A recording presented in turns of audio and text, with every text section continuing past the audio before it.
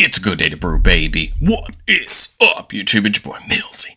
Back with Hometown Commander, back for another episode of Millsy Brews, the show where I brew a version 1.0 decklist of the Commander to fight about on my quest to brew the magic world. You know the motto, baby. It's ABB, always be brewing, and that's what we're back to do today. The deck list is going to be down in the description for you below. I'd really appreciate it if you could interact with the video, like, comment, subscribe, consider checking out those links in the description, but I'd appreciate it. Today, we're finishing up the new brews for pre-con week 1 of Aether Drift. We talked about Temet yesterday. I thought it would be only fair to talk about Varina today. A very similar commander, but a little bit different in her own right. A 4-mana Esper Zombie Wizard 4/4. Says whenever we attack with one or more zombies, we're going to draw that many cards and then pitch that many cards, and we get that much life. And then for 2 mana and exiling 2 cards from our graveyard, we can make a tapped zombie token. I think the big difference between Varina and Temet to me is where Temet cares about drawing, I think Varina cares a little bit more about discarding with how much it's going to happen. Sure, she still cares about drawing, but the difference is Temet has that buff, right, tacked on to his abilities, whereas Varina does not. But I think Varina gets to pay off what zombies want to do so well, which is filling up our graveyard and take advantage of them being there. And I think that's where Varina is going to be a little bit different, but can also find her value versus Temet, who's going to find his value more on the front end, right, more on the draw. But getting into our Undead Lich, you're going to see a lot of familiar faces as far as zombies go, because zombies just have a nice core of characters and a core of creatures that do so well. Here we actually get to benefit with something like Cleaver Scab, being able to sack a zombie and make 2 copies of it, because we are going to play a lot of ways to get our zombies back out of the graveyard. Corpse Knight's going to have everybody lose a life whenever a creature comes into our control, great with both our regular zombies and the zombie tokens we can make. Diregraph Captain's going to give all of our zombies a buff, and then whenever one of our other zombies dies, we get to have everybody drain for 1. Headless Rider says whenever it or another zombie we control dies, a non-token zombie, we get to make a 2/2 zombie token. Lord of the Accursed is going to give a buff and have an opportunity to give our zombies some menace. And then Hordewing Scab can give all of our zombies flying. And if we, after combat, we can draw cards equal to the number of opponents we dealt damage to in this combat and discard that many cards. Again, way to continually feed our graveyard more for the things we're looking at. Lost Monarch of Ifnir gives all of our zombies Afflict 3, a great way so that even if they get blocked, we're still getting damage through. And then if a zombie hits somebody this turn, you can mill 3 and return a creature from your graveyard back to your hand. A great way to take advantage of this discarding we're doing. Noxious School can give non-zombie creatures -1/-1 until end of turn whenever another zombie comes in, which is a great ability, especially when you start making tokens. And there was the face of the video yesterday in Temet. Here, because Varina is going to draw us all at once, that means Temet's going to be a nice way to buff our board as our zombies get into combat. Still, we love in things like the Scarab God, giving us that scry and that opponent losing X at the start of our turn, where X is the number of zombies we control. And then the Scarab God can actually get zombies back, or any creatures back from anyone's graveyard as a zombie, which is a nice ability. Wayward Servant, again, another whenever a zombie comes in, each opponent loses 1 and we gain 1. And then, of course, we love Will Helt in any zombie deck he can be a part of, allowing you to sack a zombie every turn to draw a card. And then whenever a zombie dies, you get 1 with Decayed. Again, just great way to keep our board stacked up with zombie tokens that we can then have more attackers with for Varina's ability. The Precon had that great reprint of Zombie Master, which we'll happily take, giving them Swamp Walk against the occasional black decks that are going to have swamps, and then protecting all of our zombies with the ability to pay a black mana to regenerate them. And then my pair of what I consider to be zombie staple enchantments at this point in Necroduality and Rooftop Storm. Necroduality going to double up all zombies that come in, making a token copy of them, and then Rooftop Storm letting you pay 0 for zombies we cast. Again, it works great with a couple of the creatures in the deck. They're going to let us play things back out of our graveyard, means that we can, make sure we're playing them every turn. But where I think Varina is going to differ so much from Temet, like I said, is in the discarding. And this is where we get to see a lot different effects come in and take advantage of it. Archfiend of Ifnir actually gives all of our opponent's creatures -1/-1 counters on them whenever we cycle or discard another card. This could potentially be a one-sided board wipe, right, in combat before we even get to blockers and we even get to damage. Bonemiser just got that great special guest reprint. And great here, whenever we pitch a creature, we're making a zombie token. Whenever we pitch a land, we're adding black mana. And whenever we pitch a non-creature down land, we draw a card. Again, just a great way to Make sure we're getting profit from the times we're pitching. Same thing with Hashaton from the commander deck, right? Whenever we pitch a creature card, we can pay 2 and a white or 2 and a blue, and if we do, then we make a copy of it that's a zombie. So it's just, again, finding these ways to take advantage of Varina wanting us to dump a bunch of cards and getting value for it. Cryptcaller Chariot can make zombies for each card we discard, basically, making sure that we're always going to be making some tokens, right, from Varina's ability. Dying to Serve is going to get us a token effectively once per turn, whenever we discard. And then Tortured Existence is a really interesting card that cares both about discarding and about the graveyard. We can pay a black and choose and discard a creature. If we do, we get to bring a creature from our graveyard back to our hand. This is really beneficial if a key zombie dies, or we maybe mill a key zombie or have to discard a key zombie. Well, we can pitch another one and get it back and reuse it again, or have other abilities that can matter. This is also really useful for a couple of our zombies that care about the graveyard, so we can get them back if need be, mainly Geese and Geralf and Zola Shur. These are both creatures that allow us to cast one zombie from our graveyard this turn. So again, very helpful to get either zombies we have to pitch to Varina's ability back, or just get zombies back that may have died.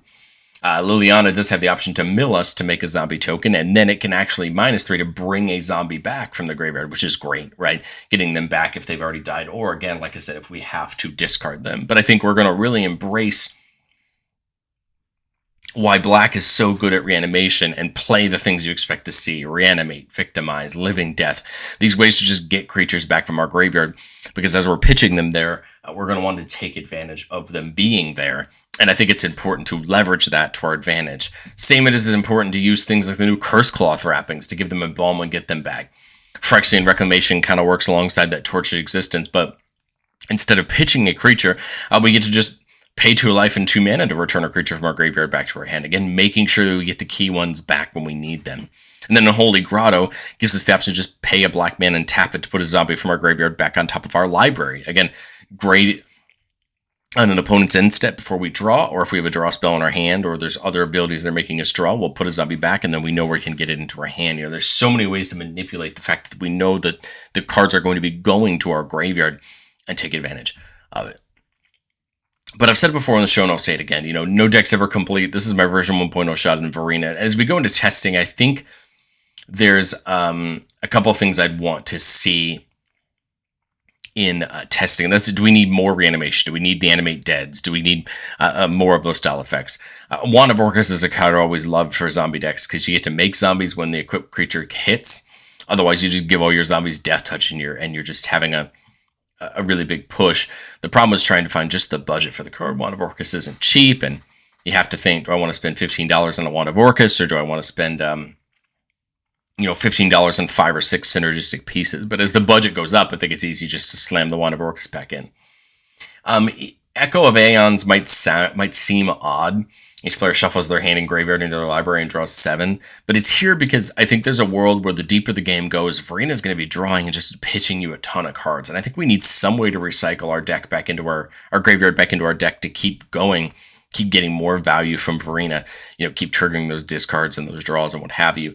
And so I think it's worth considering an option to be able to recycle our graveyard. There's ways to do that. Midnight Clock, Perpetual Timepiece. There's different ways to look at that. But the question is, do we need it more than I think we do? And if so, right, maybe we need to pull some more in that way. But let's get into playtest number 1. Remember, the goal of our playtest is not to find magical Christmas land. It's not to determine what our best and most perfect plays are. It's to find a way to understand how to set up our game, how to function our deck, and how to learn more every time we look at these goldfishes to know how our deck should run. Came on a 3-lander with Dying to Serve, Geese and Geralf, Hashaton, and Reclamation is a great start. We've got discard payoff. We've got a way to get things back. We've got a way to play things. We've got a way to get tokens. I like this, and we draw the Lord of the Accursed turn 1.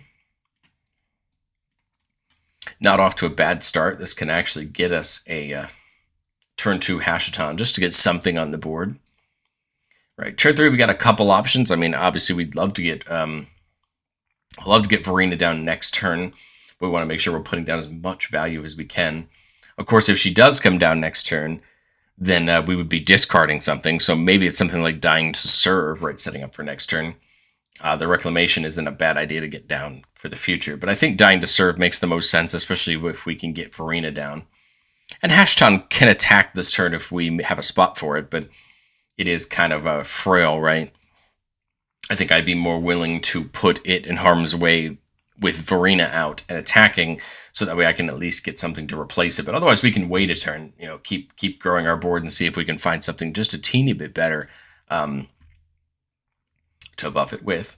Last turn we drew the Dread Summons. Everybody's going to mill, and we can make a bunch of zombies for each creature card milled that way. And then the Funeral Room acts as a nice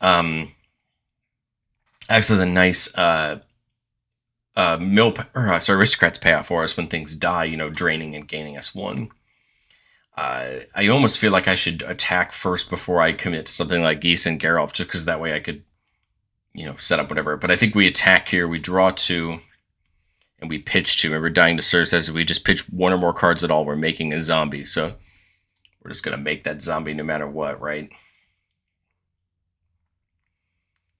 I think we know we can get a zombie back with Geese and Geralt and the Reclamation, so I think we have to pitch one of those.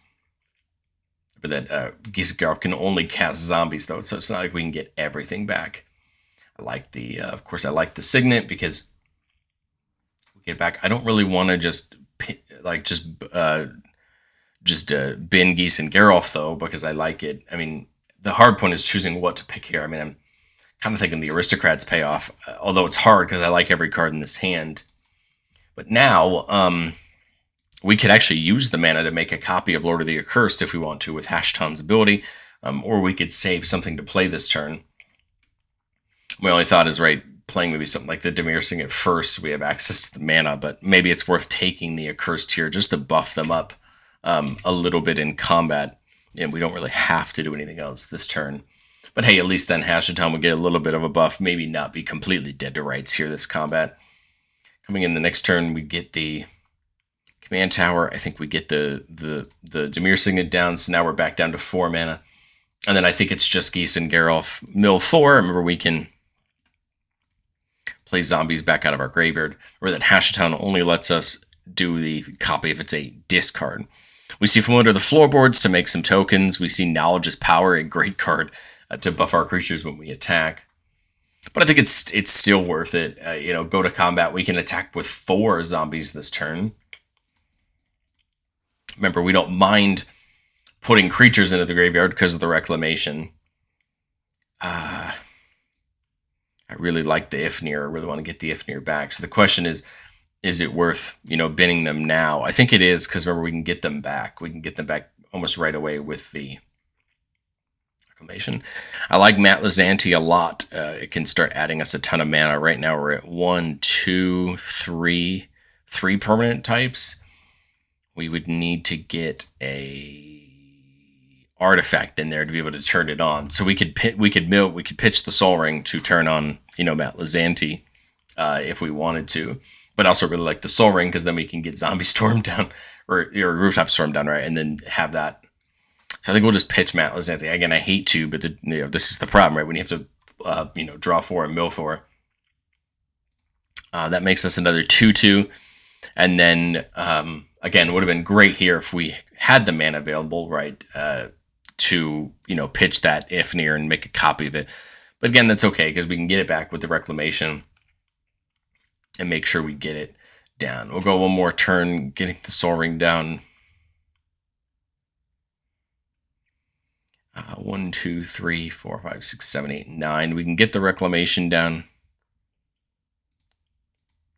Pay 2 to, I'm thinking, to get the Ifnir back, right? Because then we can basically one-sided board wipe our opponents, play the Ifnir, right? And now, when we go to attacks, 5 zombies, we're gonna draw 5, mill 5, or pitch 5. And when we pitch 5, we're giving everything our opponents control -5/-5. And now I think we're just in grand shape because we're just hurting our opponent's ability to play the game if all their creatures are gone. 3.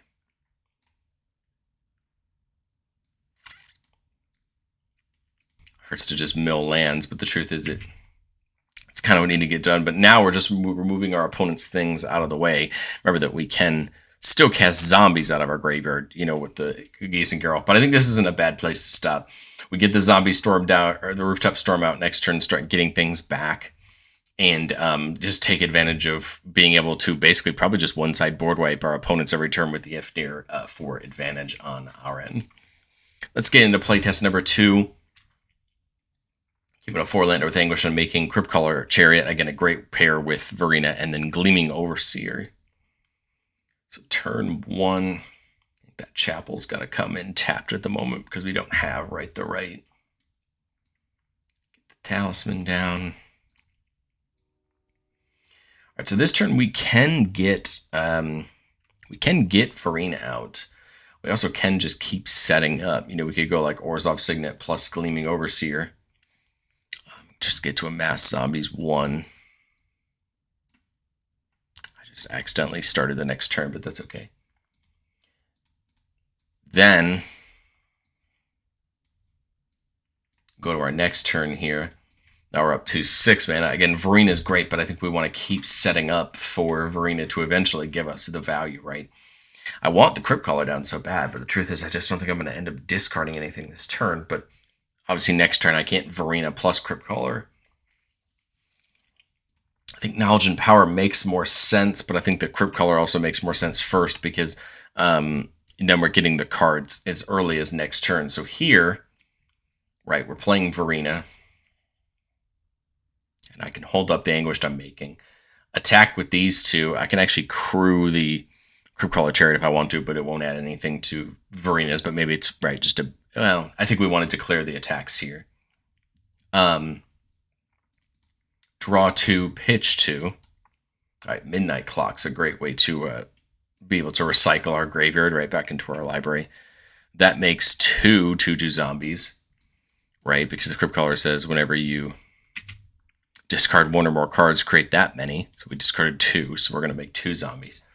And my thought process here now is this turn we play the Knowledge's Power. Now we have 4 or 5 attacking zombies. We're going to apply, draw 5, pitch 5, +5/+5 to the board. Well, +6 because of our first card for the turn. And then 5 more zombies. And you can start to see where this is going to be a nice cycle going on. And then all we need to do is just find a way to potentially get something back from our graveyard, right, if we need it. Drawing 5 there, we have that, so we can pitch the D-Spark. 1, 2, 3. I think we have the mana to pay the Madness this turn. And I mean now, right, this is a cycle that unless they get rid of this, it's just going to keep happening with Varina.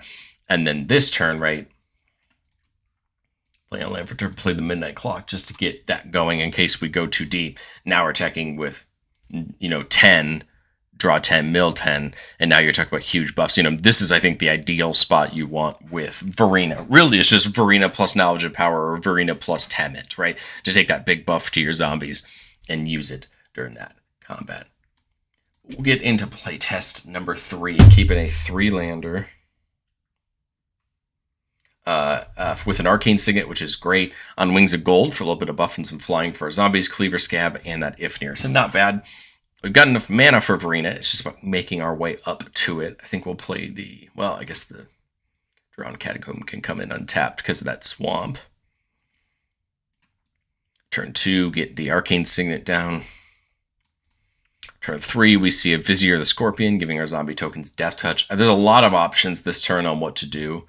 I think the truth is we just start getting our zombies out. I don't think we need to get Varina out just yet, because at least in this scenario, well, especially now that we've seen Knowledge's Power, we're really just doing her for the card draw. Remember, she doesn't have to attack to get the value. So I think we want to try to get as much value as we can before we commit her to the board.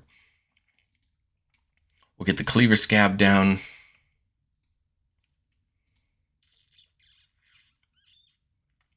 Love the idea of the On Wings. We would also love to see some mana there. So that could be an argument for putting Varina down, right? Is to get her down to get some value. But I kind of like the idea of making 2 copies of the Lost Ifnir here, giving all of our zombies a flick 3 twice, right? And just creating a hard line for our opponents to deal with. If they're going to block our zombies, they take 6. Might even lead to our zombies getting in for better attacks. But Now, let's see. 7 mana or 6 mana is a little bit more approachable than 5. I think it's just Plague plus the Vizier. I guess I could just make the Amass Zombie and then kill the Amass Zombie with the Plague Belcher. Everybody lose one, just so we don't lose too much on board. Because now my thought is this turn, now we're at 7 mana. Play Varina and move to do our big attack and discard this turn, only because we're just going to end up getting a ton of value. Now, we could actually use the Cleaver Scab again. So it doesn't say we have to pick a non-token zombie. So we could make 2 copies of the Vizier. Like, that might be interesting. And that would give us an amassed zombie of 2, right? And then maybe we set up a better attack the next turn with this knowledge is, maybe we set up the knowledge as power and now attack with the big buff up again. A flick 6 could probably be better than taking the damage, but I think, again, you're seeing the Varina plus the knowledge as power work here. The Cleaver Scab, I think, is a fun value outlet here, making doubles of things. It's just about doubling the right things, And I think once we get the Wings of Gold down, this gets even better, right? And we keep pushing. But let me know, what do you think of Varina down in the comment section below? I think it's interesting. I think I still prefer the Temet angle to this one, carrying more on the draw than I do on the discard. Because I think in more scenarios, Temet's always going to be really beneficial to your board state, especially as you're going wide. But I really see the benefit of Varina in really working with that Crypt Color Chariot, right? And you get 2 different slices of the pie, although they work so well together. And I still think Varina, right, deserves her spot in Temet due to her ability. So I'd love to know what you think of Varina. Which of the 2 of them do you prefer? And I will catch you on the next one.